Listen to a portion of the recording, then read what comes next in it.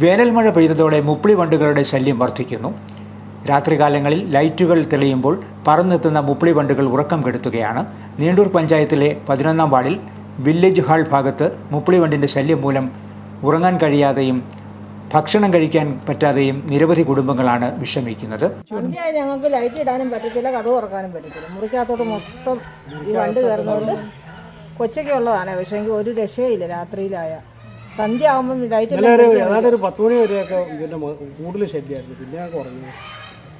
വീടിനകത്തും പുറത്തും ഭിത്തിയിലും നിലത്തും തറയിലും വണ്ടുകൾ നിറയുന്നതോടെ വീട്ടുകാരുടെ ഉറക്കം നഷ്ടപ്പെടുകയാണ്. ഇത് കാണാൻ വേണ്ടി കുറച്ച് ദിവസമായി.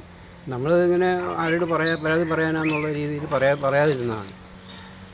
ഇപ്പോഴും ഇവിടെ ഇരിക്കുന്നുണ്ടോ? ഇതൊക്കെ ഇരിപ്പുണ്ട്. പ്രദേശത്ത് വിജനമായി കിടക്കുന്ന റബ്ബർ തോട്ടത്തിൻ്റെ ചുറ്റുമുള്ള വീടുകളിലാണ് നിലവിൽ മുപ്പിളി വണ്ടിൻ്റെ ശല്യം രൂക്ഷമായി അനുഭവപ്പെടുന്നത്. വീടുകളിൽ ലൈറ്റ് അണച്ച ശേഷം റബ്ബർ തോട്ടത്തിൽ വെള്ള വസ്ത്രം വിരിച്ച് ട്യൂബ് ലൈറ്റ് തെളിയിച്ച് മുപ്പിളി വണ്ടുകളെ ആകർഷിച്ചു വരുത്തി ശല്യം ഒഴിവാക്കാനും ശ്രമം നടത്തുന്നുണ്ട്.